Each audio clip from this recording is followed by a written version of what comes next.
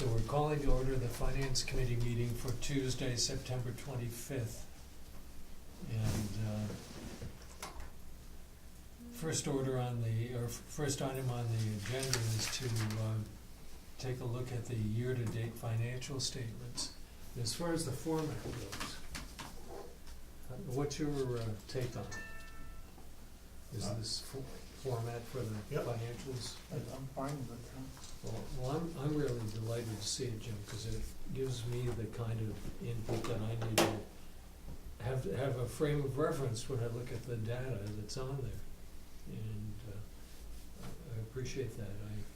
I know that with the equipment problems that we've had in the past couple of months, that making a change in format and catching up on. Well, yeah, we've had a lot of catch up to do. Oh, my goodness, yes. I think the more we separate it by function, like the airport, the port, the industrial park, the easier it is to focus in if we have a particular problem in that area. Does it look to you as if it's broken apart enough so It's that? better than it used to be, Yeah, so that's far better. helpful, yes, yeah. yes. Well, I thought that, looking As at long as the, we agree to my allocation methodology, we're in pretty good shape. We Because can I talk, try we to can take talk as about much as, that during budget time. I talk about that as much as I can in the context of we try to put everything that's direct charged into the division, Mhm. and then we take what I would consider overhead, like administration, finance, John Reich, a couple others, and allocate them based just on a percentage. And, So- and that's an estimate it's a best faith It's estimate, but it's the best estimate. just an I estimate. mean, we don't have Steve, as an example, keeping track of every 30 minutes that he's spending at the port, and then Right. he goes out to the airport, and then comes back to the bridge, Mhm. and just not doable for the maintenance guys. Yeah. So it is based on estimates and can be revised accordingly. Well, another area where estimates come into effect is in the, let's say, allocation of expenses and revenue over a year's time. So Right. when you draft a budget and you allocate part of the year's revenue or part of the year's expenses, that's a judgment call. Are you generally pretty comfortable that you've got a best faith estimate on those things? I do, and I'm aware, as we go through the financial statements in more detail, areas in which I've got probably a different reality Sure.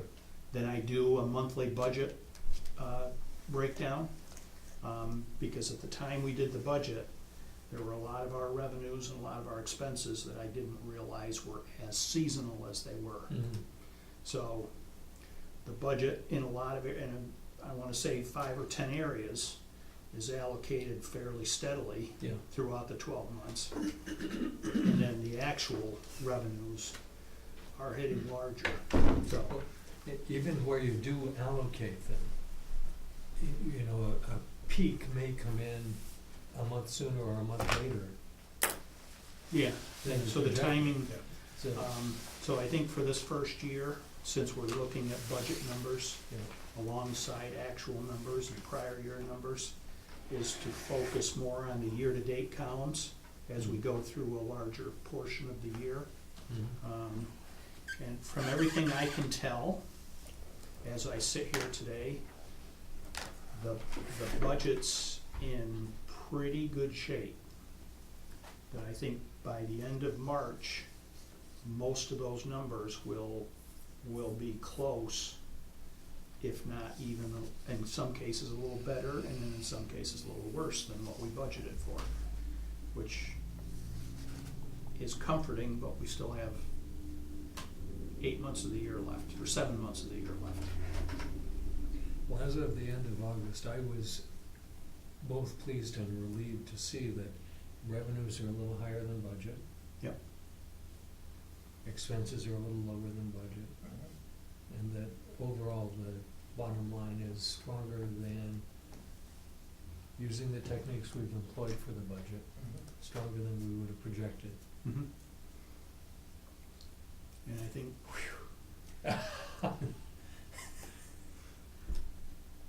so, Yeah, keep in mind and remember, these are calculated based on a cash flow basis as opposed to an accrued accounting basis. So I put depreciation below the line. yeah, So when you're looking at the income statements, you're showing profitable numbers, but you're also showing your capital payments and your debt payments up in that cash flow budget as a non-operating expense, so. So the format is what I've used in the past, and it has worked in the hospital business. I'm assuming it will work here, and I'm employing a lot of the same cost accounting type of methodologies to break out overhead expenses into the various divisions. Jim, I wanna make sure I understand what you're telling me when you say this is on a cash flow basis. Other than depreciation, it seems to me that if you had incorporated depreciation in the operating costs number, it seems to me as if you wouldn't have to say this is a cash flow basis. Am I mistaken? No. So what you're telling us when you say it's on a cash flow basis is that you're moving down below the line, the principal repayments, and I see you've got interest below the line too, which I think is interesting, because it could have been treated as a cash flow. Yeah, and that's based on the historical audited statements. And it's clear When I enough put anyway. interest down below. Read it and see it. And it's, I think, a significant thing to move depreciation, although at some point you have to attend to depreciation. But it's not this year's disbursement. Right. Shall we move on to revenue status versus budget and so So forth? yeah, let me explain the balance sheet, because we just got it yesterday. Indeed. The format of the balance sheet is similar in respects. On the left-hand side of the balance sheet, you'll see the current month balance sheet totals. Well, how will I find the balance sheet on the computer? Wherever I did not Anne-Marie bring a placed copy it. with me. Can we make a photocopy of that, Jim, and we'll just move on from it back It's, to that? if you go back behind the agenda, its balance sheet is in the file there. Okay. Sheet draft statements. As a matter of fact, I Right do in have there. a copy in front of me. It's copy on Yes, you do. Okay, so as, there you go, it's kinda hard to see it on the screen, but Feel free to look at this. No, I got it right here. Too. I think. so on the top heading, you'll see the assets and liabilities listed down the middle of the sheet. Mhm. The consolidated number is the total of the OBPA column and the border station column. Those numbers will repeat on the right-hand side of the equation, but then the fourth column over is the prior month. So in this case, this will be July's numbers in the prior month, and then the difference between the consolidated balance and the prior month is the difference between July's and August's balance sheet statement. Now, on the right-hand side of the balance sheet, you have the same numbers, the consolidated balance sheet, which includes the OBPA column and the border station column, and that is compared to the audited financial statements, which is March of 2018. Mhm. Now, in many other facilities that I've worked, the board prefers to see the prior year balance sheet item in there as opposed to the audited statement balance sheet line item. I I personally prefer the audited balance, so you can track how much you Adjustments have been changed since made the and end of the fiscal year prior. And it's certainly up to the board which they prefer to see, if they're what they're commonly seeing in other organizations. That's what I'm thinking, the auditor give you the, Absolutely. whatever So- changes the auditor's made. I'd recommend the audited because that's the rock that does not change. Right, right.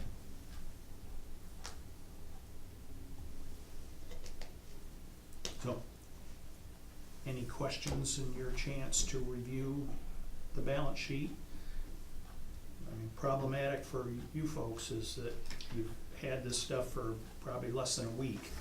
And you've got 5 months of financial statement, income statements, and then you got the new balance sheet. And then you also have the narrative highlights page, which I will try to keep, as we go forward, it'll concentrate on the current month that we're Well, reviewing. I thought the narrative was helpful too, Jim. Mhm. This again is a comment on. I'm hoping it answers questions before Yes. they come up, so. Well, the thing I found significant in the balance sheet was the relationship of current assets to current liabilities, and it's so close and narrow. I don't remember from my vast experience with balance sheets what an appropriate relationship is between current assets and current liabilities, but I think it's significant. It's a ratio that calculates the difference, Yeah. and stronger organizations, nonprofits, public entities will see a current ratio of between 2 to 1 and 3 to 1. So Yeah. 2.5 to 1. And once you get down to 1 to 1 or below 1, it ends up being a little bit of a danger point or a concern point. Absolutely. That your day-to-day operations, you're not generating enough cash to pay your bills. And so this Timely. is perhaps one of the things that we could watch on an ongoing basis. And maybe not from month to month, but year to year certainly, and maybe quarter to quarter, and so forth, to see whether or not it improves.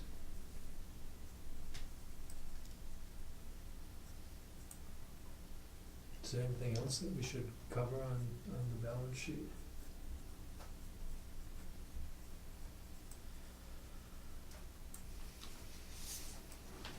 Well, we're zipping along, guys. All right. Well, I don't really have any point of reference from what you were doing, so you're trying to Yeah. Well, so it's easier for Certainly you. is. It's certainly I haven't seen the other stuff, so that's, I follow what you're trying to do, so. Yeah. Yeah, so on the income statements, I've got 6 divisions. I've got the bridge, I've got the industrial park, I've got the airport, I've got the Port of Ivensburg, or the marine terminal. Mhm. It's called different places, different things in different places, but, then you've got the railroad and the border station, which all point up to the consolidated statement. Mhm. So it's a series of calculations. Financial statements are a little difficult getting all 3 columns manually entered. Mhm. We don't have the finance systems that interface and produce all these reports, so I gotta go down manually and key numbers in. Yeah. Do you have checks so that as you key things in, you know whether or not you've had to fumble fingers? Yes, I test total revenues every month, I test total expenses Great. for all 6 columns. Yeah, And if I have a number that's off, I go back and it find pops it. out, yeah.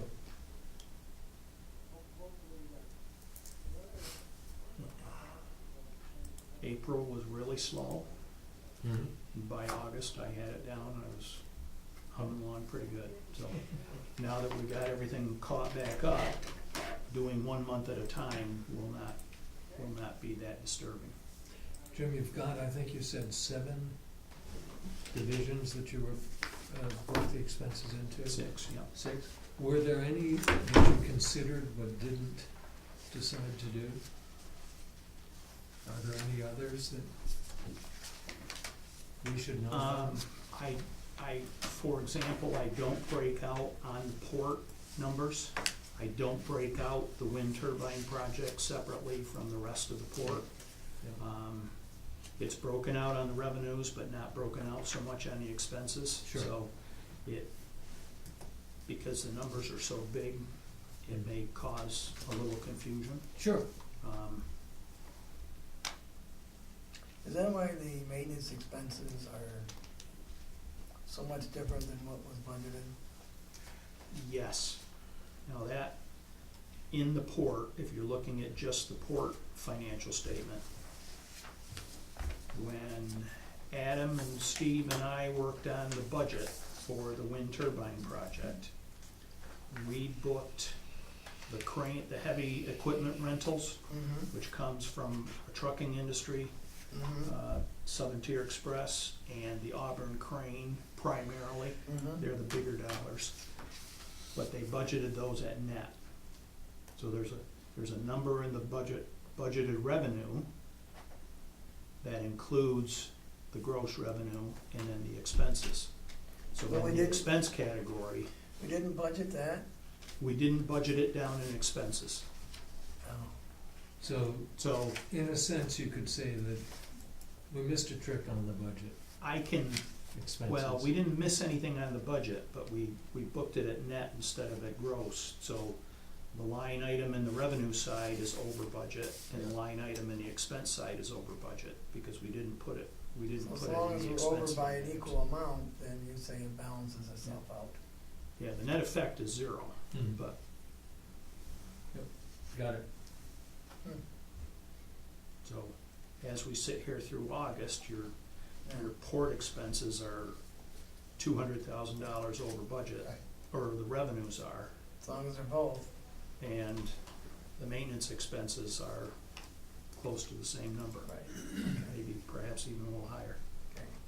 I don't necessarily agree with that, but what do you think? You think that's, And I can change that. Well, over time, we do a budget, but then projects come along, and, you know, like, there's some things that come in, either at the port or even the industrial park, that you don't have any idea at budget time. And it's always been an issue since I've been here, that we balloon something up with expenses, but we also get income, and then it's just a tough thing to,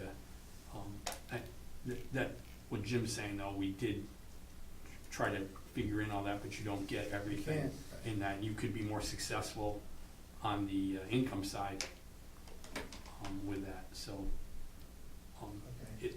it's So always, it's just the way we account for it, and as long as we understand, one will offset the other.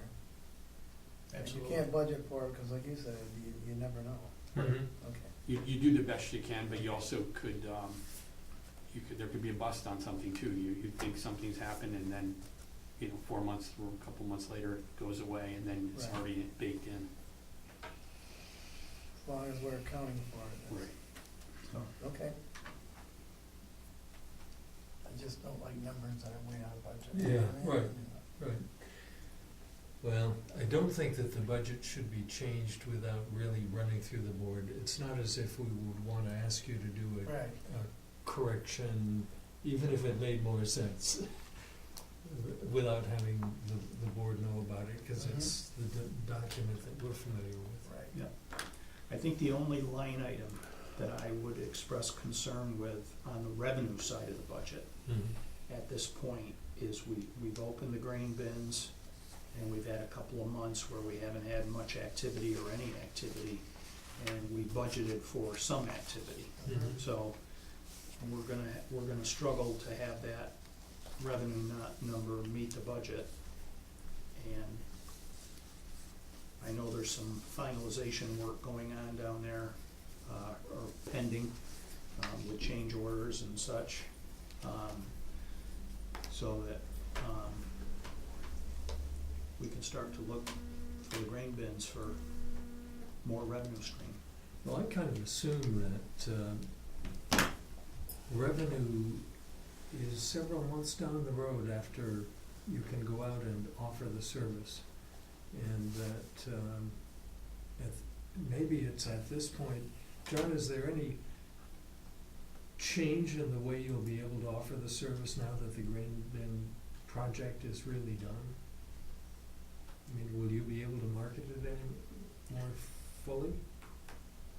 Yeah, I mean, it's been delayed. I think there's still some issues as far as aerating the product, Okay. so I don't know how ready it is.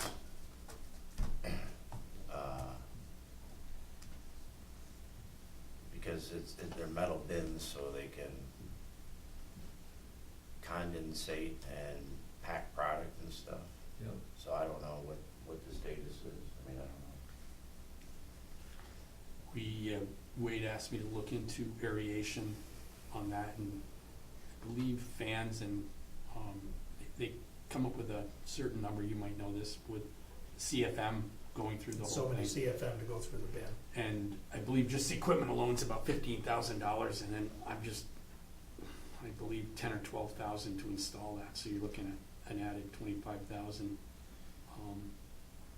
And I just don't know enough about products, because I've been all over the place with different suppliers. Some don't even worry about it, and others go, I won't, If you're only in there for a short period of time, then it's no big deal. In Right, and if out, it's- no big deal. right. Those are rather sizable, so product would probably need to be, have some air circulated through it, is my guess, but, I mean, who knows? Depends on what somebody's looking for. There's all sorts of different applications.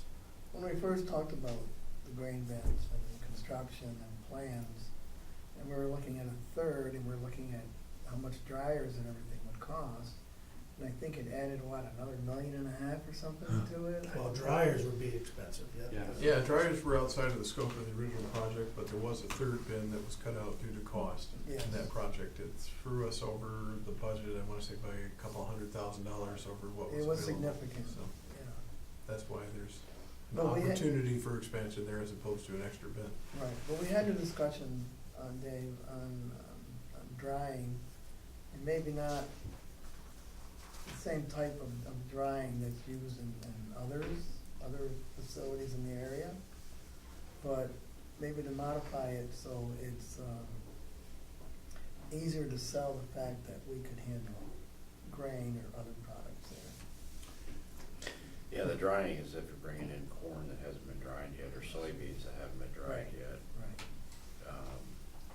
The aeration's just to make sure that your product isn't gonna mold and mildew Mhm. and cake and not flow properly. So, Right.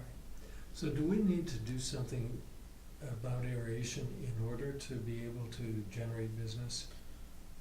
I guess unless it's like a short-term customer where they're putting in 100 tons off of rail cars and it's going out in a short period of time, which you're not gonna make much money on anyways, but Right. but if it's product where they're bringing in like a full bin, 800 tons, 8 rail cars, and it's gonna sit there for several months, then I would say it would not be their choice to put them in the bins. They'd rather put them in the buildings Right. because there is an aeration.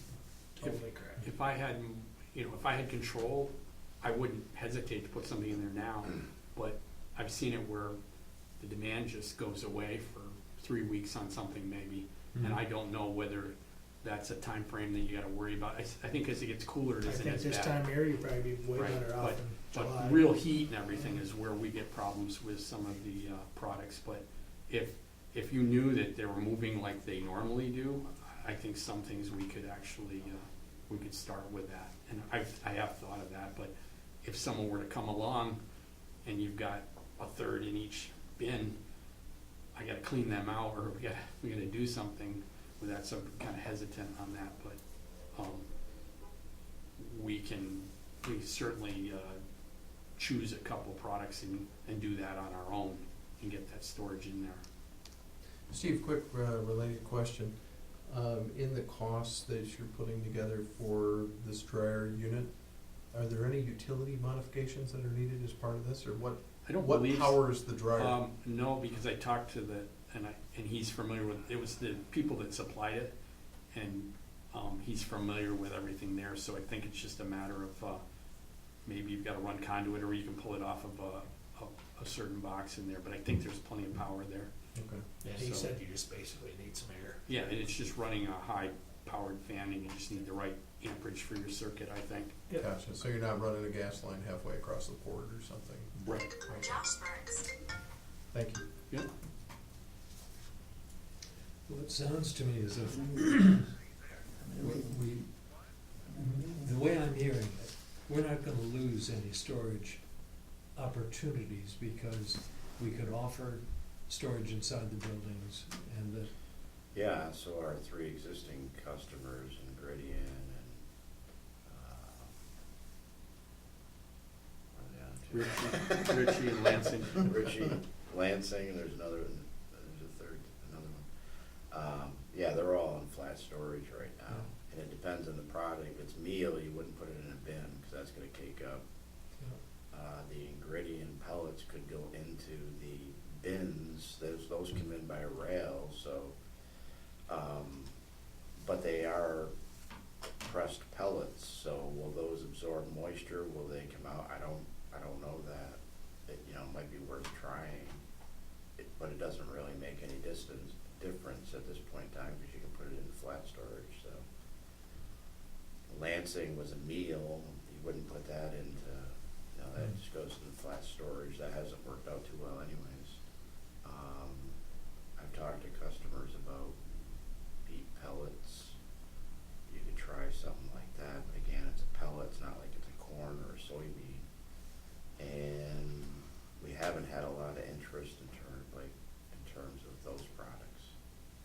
And the ones that we have, they asked about aeration. So that's kind of become a well, let me ask you a question of Reed. I don't hear that there's any opportunity to generate revenue with those storage bins. Am I misunderstanding? I think we haven't found the right opportunity yet. Yeah. I think it's out there, we gotta look for it. And it's, there's always gonna be a bell or a whistle that we don't have on something, and that's, Yeah. iteration fits that Understood. bill. Yeah. That doesn't mean that we can't look for something, and OMLC is looking, and also John is looking, and, Yeah. we're doing the best, we're doing the best that we can with what we've got to try and get things, get things going. There must have been a vision of improved revenue, improved service when those things when the decision was made to go ahead with it. Yes. Have we executed that plan, and is it, Yes and no, there's two parts to this.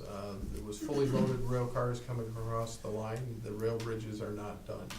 There will be extra time needed on those before that project gets underway. But rail cars as they come in right now, it's kinda like you pay 100% of the transport cost, but due to weight restrictions on the line, you can only receive 91% of the benefit. So when the bridges are upgraded, then you could bring a fully loaded rail car across, bring it right into the grain bins. I think that probably addresses that as much as there are answers to the question. It's a little disappointing not to get the revenue and not to have a market really for the service. Start early. Well, I also wanna be clear, it's not due to lack of trying as well. John, would you wanna speak to what you've done on the RFPs that you put out and? Yeah, a while ago I did RFPs for flat storage as well as the bins when they were in construction, and there were several calls. And then I did a lot of marketing to grain brokers that I have a pretty extensive list with. That's where Lansing came from, but just not the right fit. Yeah. I'm aware of OMLC's promotion, same thing. They've had multiple conversations, but haven't found the right client yet. Well, I'm glad that you're comfortable with the efforts. I personally have enormous respect for the efforts and work that you and the whole staff does. And I also make a distinction between effort and results. And you know, that's said with a good degree of kindness and respect. But you also understand the necessity that the operation be viable. And I know you do, so that's what's behind some of the questions. Well, in our upcoming budget process, you'll see a capital plan item on there for the dryer as well. Wonderful. Yeah. Sounds fine to me. One thing just to mention, Yeah, when we will be using, loading rail cars from the pit directly into building 8. So there's an efficiency that you don't call it income, but it'll reduce some cost of handling and efficiency in moving stuff around. So there is one part of that adds to where basically you're not loading it into a truck, taking it into the building, coming back, you're just over the pit, you load one down and it goes right in. The only thing you gotta do is just organize it in the building, which you have to do anyway when you dump a truck. So there's a reduced cost to handling. Steve, is that because of something that was done in construction of the bins? Yeah, we had planned that so that Great. there's 3 options. You can take a truck, dump it in, and then it'll go into the building. You can dump it in, it'll go into the tank. Yeah. Or you could dump it, there's a truck pit, then there's a rail pit. So the rail pit, we're anxious to get that going, and that we don't worry about any product issues there. It's just a matter of how we store it in building 8. But Yeah. there's an efficiency that'll reduce cost. Super. But it isn't income, but it's not all, right now it's not all lost as far as Yeah. nothing coming in. Yep. No, I think, we know there's modifications that we need to do so we can market it better, we know that. Great. It's the amount of money it's gonna cost us. Yeah. And the amount of time. As John has said, he's worked on it, he has contacts with the modifications, hopefully next year. I think, We can have the revenue we need from it. well, I think aeration, from what I've, just talking to Dave and other people, that sounds like a necessity, Right. whereas I wouldn't put money into a dryer until you had a customer. You're competing. Right, You're competing with, the fellow over in Canton there, you're not gonna beat him, so. If you have a plan has to be air, and when you have air, Mhm. you can then take anything. And until then, yeah. you get kind of thanks, but okay. Yeah. I mean, that's what Sure. anybody I've talked to, and I've given John some names too. Yep. It's pretty much what he says. But you're right, Chris, as far as, if we're doing something, we have to make sure we're That's right. making money. Yeah.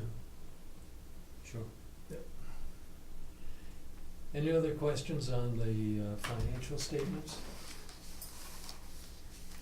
Let's move on to the approval of the signature authorizations. Again, got a question that probably reflects my newness on the board. Why do board members end up being able to sign checks?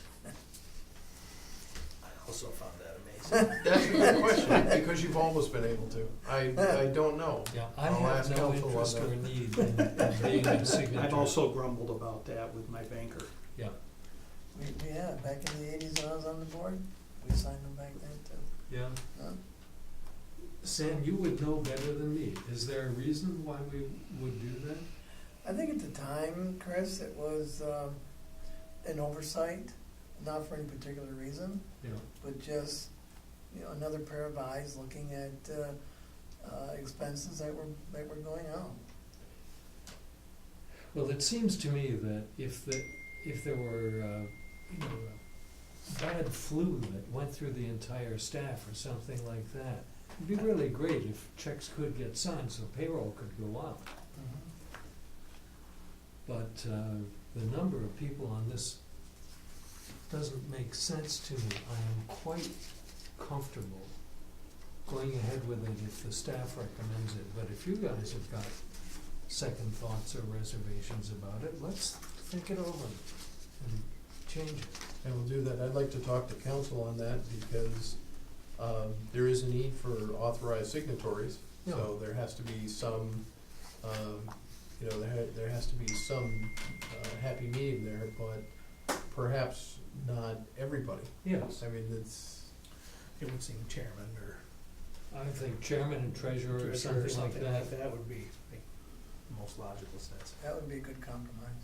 that makes sense. Nobody's ever asked that question. Recommend Thank you. somebody easily findable, Yeah, because that's usually what I have seen That's right. historically is why you have board member representatives, whether it's a finance committee chair or Sure. a board chair, Sure. that they're relatively readily available for the staff. and are contact. most items a single signature or two signatures, more than one? Our policy here is any check up to $5,000 requires one signature, any check above $5,000 requires two. So a great number of them, Yeah. one signature would do the job. Majority of them, yes. Is this something that we can put off until you have a chance to look at it? Wayne? Yeah, let me talk with Frank tomorrow at this Great. point, and I'll get an answer. Super. Next item on the agenda is the budget calendar. Have you had a chance to take a look at that, Sam and Dave? Yes, passed I out? was, You just got it today, Yeah, I so just it's got it. pretty simple worksheet. Mm-hmm. Steve and John don't have a copy, so Free, if you could send one Thank you, down to Jim. each of them, and here's one for yourself. So everybody in here has one. What it came down to in the later discussions that Wade and I had is my first draft had the board and finance committee approving the budget the week after Thanksgiving. Wade steered me away from that. All developed with the primary goal of reaching the first install of the budget submission that goes